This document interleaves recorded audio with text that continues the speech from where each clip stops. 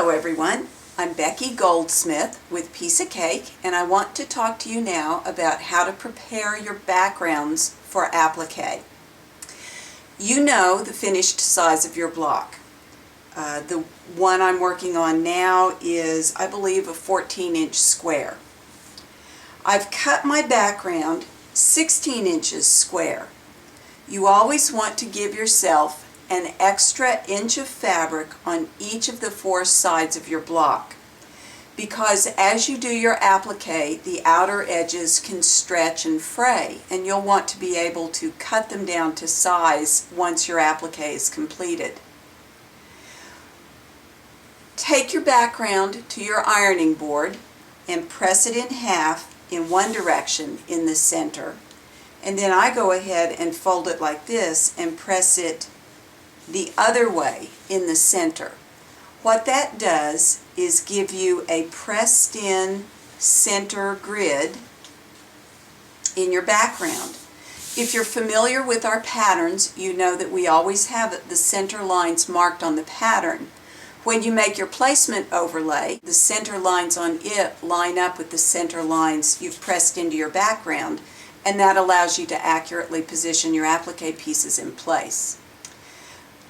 One of the things that's more subtle that you need to do after you've pressed in your horizontal and vertical center lines is to take a pen, in this case I've used a permanent black pen, and make a mark that's about 1/4 of an inch long on each end of the two pressed in center lines.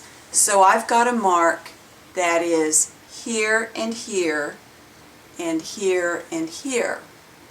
As I applique, the pressed in grid gets a little more difficult to see. If you have these lines on your background, when you place your overlay on the background, it makes it easier to get into position because you've got these little 1/4 inch lines. Now, they'll get cut off. Remember, you've added extra width and height to your block. So you'll lose about 3/4 of an inch on each of these four sides, so you'll cut off those lines. Now, another mark that I always put on the background is in the upper right-hand corner. You can put an X or you can put a number. The same, a corresponding mark goes on your overlay. It's a registration mark that allows you to always put your overlay on the block in the same orientation each time you use it. So, you'll use these marks when you're doing your applique in conjunction with the overlay.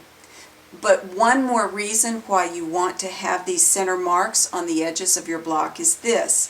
Let me set this aside. Once your applique is finished and you have pressed your block and you're ready to trim it to size, you know how hard it is sometimes to keep your applique centered as you trim your block to size? Well, if you've got these little marks on the center of each of the four sides of your block, it makes it very easy to trim your block to size. So this block finishes 14 inches.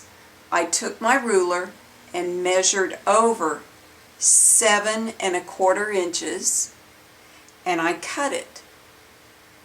That side trims away. Now, to trim the next side, I would rotate my mat or walk around the table, and I'd line up my ruler with the straight cut line here and the center mark on the far side of the block, and measure over again 7¼ inches and cut that away. Now you've got these two clean sides of your block. It's simple enough to use a combination of rulers and measure over 14½ inches to make this cut, and then rotate it again and do the same the other way.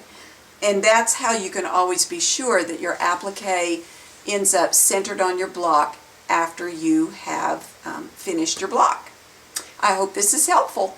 Happy stitching.